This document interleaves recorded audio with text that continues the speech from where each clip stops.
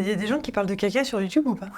Ah bon? Oui, il y a des gens qui parlent de caca sur la télé, juste. Ah ouais, c'est vrai? Je te jure, oui. Si vous êtes en train de manger, c'est le moment d'arrêter. On pose le plat, on remet une cloche dessus, on le refout au micro-ondes pour plus tard. Je sais pas trop par quoi commencer cette vidéo. Je vous repeins le décor. Non.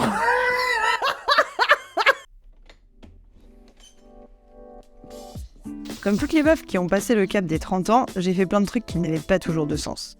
Tout simplement parce qu'on n'apprend pas sans faire de conneries. Sinon, clairement, ça se saurait. Après tout, ne commence-t-on pas à vivre à 30 ans une fois qu'on s'est pris les plus grosses claques de notre évolution? Comme le disent mes copines, une aventure à toi toute seule. Et franchement, elles n'ont pas tort. On voyage à 3 avec Georges, ma ténébreuse tête de mule. Regardez-moi ces yeux de braise.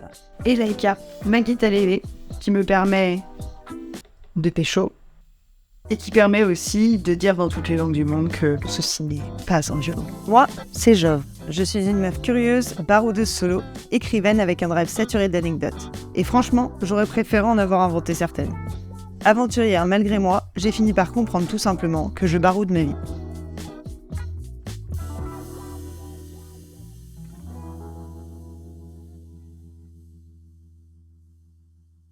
Il y a des moments de gêne légendaires, à certains endroits vraiment stratégiques.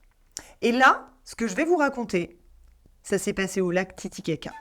Je venais de passer plusieurs jours en Bolivie et franchement, tout se passait vraiment bien. On est allé voir plein de choses avec des gens que j'avais rencontrés. Franchement, c'était cool, les choses se passaient bien. Jusqu'à un moment où je pense que je faisais peut-être plus autant gaffe avec la bouffe que je mangeais. Et effectivement, il y avait vraiment des moments où je me disais, bon, mon corps maintenant, je peux dire, avant de me rendre malade, faut quand même y aller, quoi. Ce que j'avais oublié par rapport à l'eau, les choses qui sont notamment lavées à l'eau, comme les légumes, par exemple. De demander des glaçons dans son verre, alors qu'on a de l'eau en bouteille. C'est ce genre de petit déclic-là qui n'arrive qu'à partir du moment où on est vraiment dans la merde.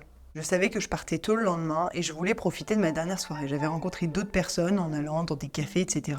autour. On avait décidé d'aller voir un combat de femmes boliviennes. C'est des catcheuses qui sont habillées de manière traditionnelle avec les tresses, le chapeau, le machin, le truc. On était sur le point de chercher à manger pour le midi et mes 2 acolytes avaient décidé d'aller dans un autre resto et puis moi je me suis dit bon, ça faisait quand même un bon moment que j'aimais bien manger dans les rues, trouver des petits stands, etc. Sauf que celui-ci, clairement, j'étais pas certaine de l'avoir hyper bien choisi.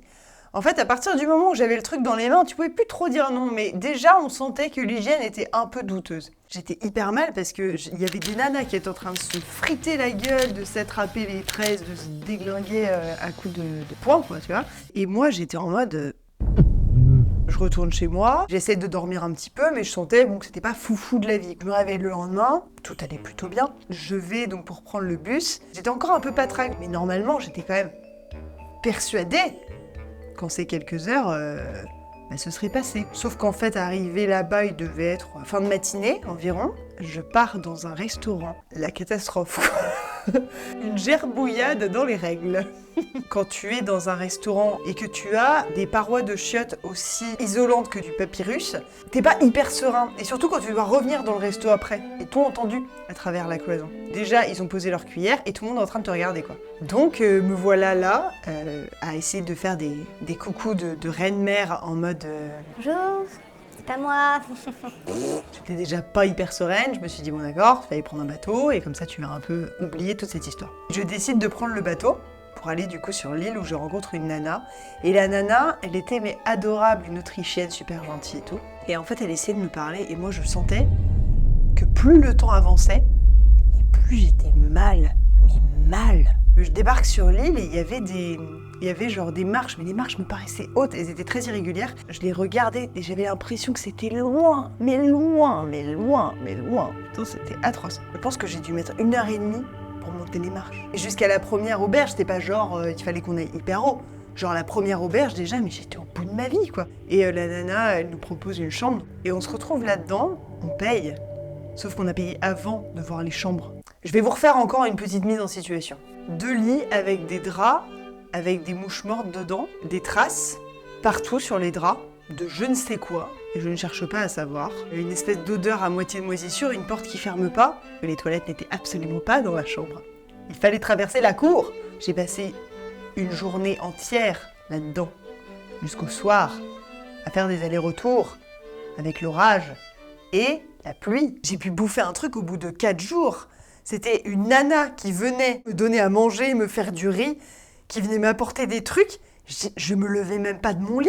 Je me suis vraiment retrouvée dans cette situation atroce de même pas pouvoir visiter un endroit parce que j'étais beaucoup trop faible en fait. J'y arrivais pas, je pouvais pas, j'étais dans une incapacité totale. Je n'ai qu'une seule idée, c'est partir, reprendre un bus, reprendre quelque chose, parce que j'étais pas du tout en capacité de quoi que ce soit. Pour arriver jusqu'au Pérou, il y avait une nuit de bus quoi. Et surtout que la nana avec qui je voyageais, elle avait déjà fait tout ça, sauf qu'elle était en pleine forme.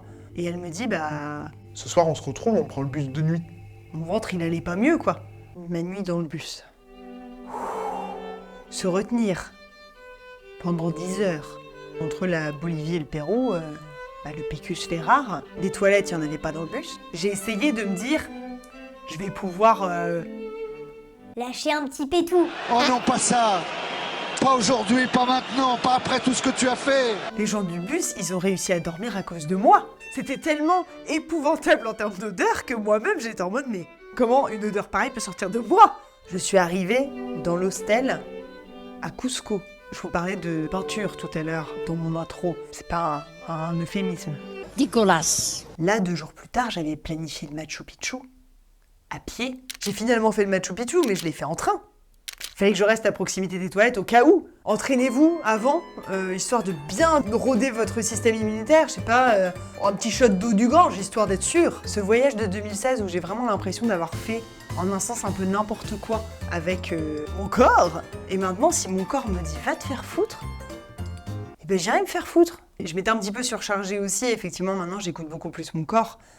Mais en fait, maintenant, je sais très bien, j'aurais été malade, j'aurais pris une chambre à moi toute seule pendant plusieurs jours pour récupérer, pour laisser à mon corps le temps de se sentir mieux. Ça m'a vraiment permis de comprendre qu'il faut que je fasse hyper gaffe à mon corps, en fait. Voilà, c'était le moment où j'ai été emmerdée au lac Titicaca. Le caca me fait rire, regarde ma tête. En tout cas, merci beaucoup d'avoir regardé cette vidéo. N'hésitez pas à me partager en commentaire ou en message privé. Moi, je le mets sur YouTube, mais ça ne veut pas dire que tout le monde doit le faire. Si vous voulez me partager vos histoires de caca, j'adore ça, je trouve ça super. Le caca, c'est délicieux. On se retrouve le mois prochain pour une nouvelle anecdote. Ciao!